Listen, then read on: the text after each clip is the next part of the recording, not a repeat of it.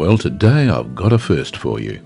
Our 10-minute short story program, The Queensland Storyteller, has gone international. I'm Kim Dodsworth. Today's contributor, Philip Lloyd, lives in Houston, Texas. He's 42 and a published author who's been writing short stories for some time. His story today is a dark fantasy set at the time of the American Civil War. I warn you, it's not a story for the faint of heart. The Creature at Marble Marsh by Philip Lloyd.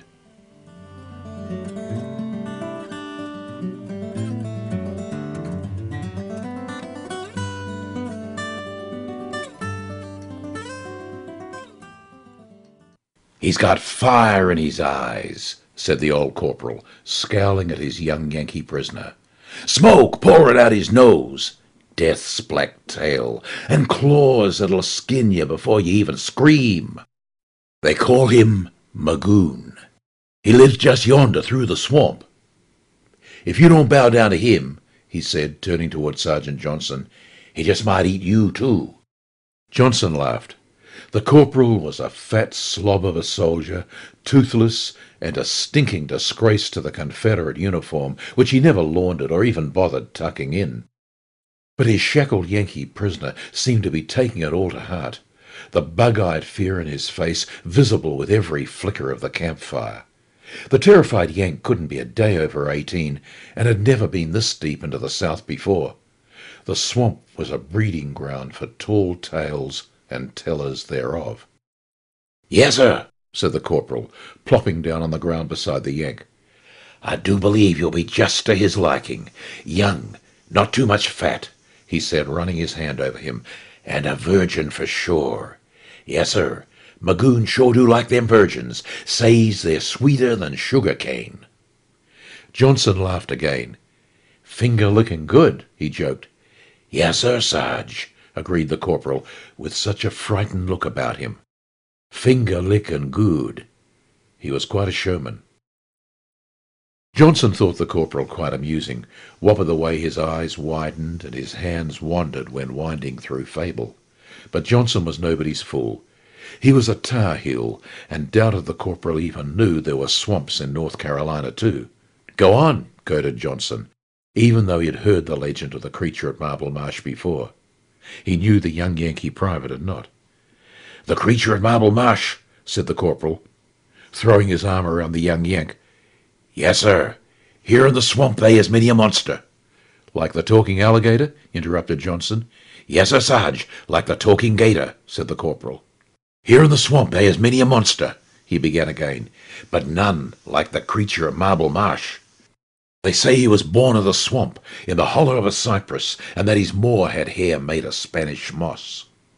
Some trappers, a couple of fishermen, even a fast-talking egret, all claimed to seen him. But it weren't till 3 girls in town disappeared long ago that anybody ever really seen the creature.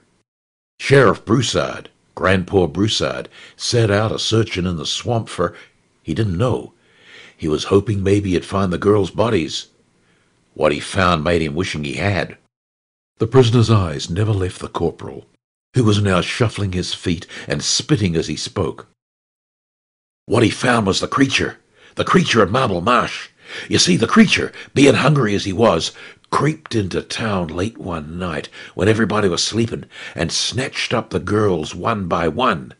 He took 'em back to Marble Marsh, where he stripped 'em down and did unspoked-of things." The corporal rattled the young Yank's chains. "In shackles. Then he ate 'em."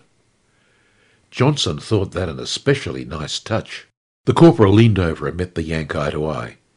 "You see," he said, scratching his head, "the creature, well, he was just hungry, and people, well, they was just to his liking. Simple as that." "What did the sheriff do?" prodded Johnson. "Well, the sheriff, as strong a man he was, saw clear he would lose all his deputies, even just trying to bring the creature in. So the sheriff, being a thinking man, he struck him a deal. He would leave the creature be. In return, the creature promised never again to leave Marble Marsh. The sheriff would bring him food, but only murderers, horse thieves, and the like. That was long ago, but nothing's changed."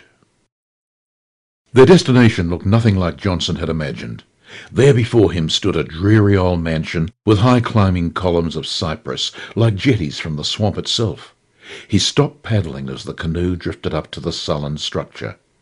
Odd looking for a fortification, a broke-down palace, yet stalwart still. He heard the young Yank breathe a sigh of relief. It was, after all, just someone's home. "I wish I was back in civilization," mumbled the corporal. "Back on the bayou." A knock on the enormous front door brought a white-haired, hunched-over Negro. Inside, past the dusty old grand piano and the musty marble fireplace, chills ran down Johnson's spine. Even the mouldy floor was solid marble. They were shown into the study, where the old Negro inched his way to the opposite end, hugging the wall all the way. The door closed gently behind him. The corporal sat the prisoner down and shackled him to an oak chair. Bookshelves ran across and high upon the walls, double stacked to excess. In a glass case in the corner, Johnson spotted several antique muskets. Magoon must be quite the avid sportsman. But there were no mounts, no moose heads, nor a rack of antlers to be found. Maybe he wasn't much of a shot, or maybe he ate his prey entire, tongue, eyes, and brain to boot. Then a frail-looking elderly gentleman in a black tuxedo entered the room. "Corporal," said the gentleman, avoiding eye contact. "Yes, sir," said the corporal. "How delightful to see you."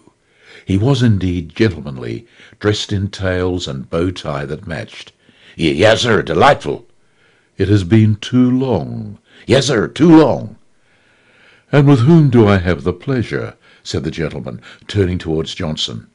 Fat green veins in his ashen face ran from his age-spotted brow to his white-splotched lips, with his hollow eyes set far back in his skeletal head. "This here is Sergeant Johnson, sir," said the corporal. "How do you do, Sergeant? I am Jonathan Magoon." His face twitched ever so slightly, avoiding eye contact with Johnson as well. The young Yank breathed a sigh of relief. This was the creature? "Nice to meet you, sir," said Johnson, extending his open hand. But Magoon did not shake it. He only stood holding his hands behind his back, looking like a gentleman of great frailty. Johnson knew all along there was no creature, but he expected the gentleman to be of some spine or stature at least. "The Sarge here is from North Carolina," said the corporal. "By God, you lads are doing a commendable duty up there." "Yes, sir," said Johnson, now noticing that Magoon had neither eyelashes nor brows. He still wasn't sure who this half-hunched-over man was, but he called him sir nonetheless. "And this is?" said Magoon, leering as he looked towards the prisoner. "Well, you just leave him to me," said Magoon, running his hands over the prisoner. "Folks don't come around here often, but when they do, they sure do their share of talking." Johnson looked up into Magoon's eyes. They were bloodshot red, like fire. Johnson snapped to attention. He turned toward the corporal, but the corporal was gone. He looked back at Magoon. Cigar smoke eased out Magoon's nose as he laughed wickedly, his bloody gums oozing with tiny popping bubbles of percolating pus. Johnson looked toward the swamp, backpedaling slowly as he saw the corporal trip into and almost tip over the canoe. He looked back toward the house, confused but quickening his pace. Magoon disappearing from sight just as the monstrous doors went creaking and closed. Johnson stopped paddling momentarily as the pirogue drifted and disappeared back into the marsh. Through the window to the study he could see Magoon standing over the shackled Yank, playfully running his fingers through the young man's hair as he slid the bandana slowly from his neck. Smoke poured out Magoon's nose, and his black tuxedo tail raised, while leaning over the delicious young Yank, blood dripping with drool. Johnson started paddling again, even faster now, remembering another story the old corporal loved to tell, and how he had warned him time and again about the talking gator of Cypress Swamp.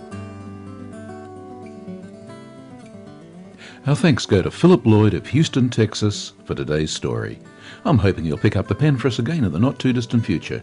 Till then, this is Kim Dodsworth signing off the Queensland Storyteller. Till next week. Goodbye for now.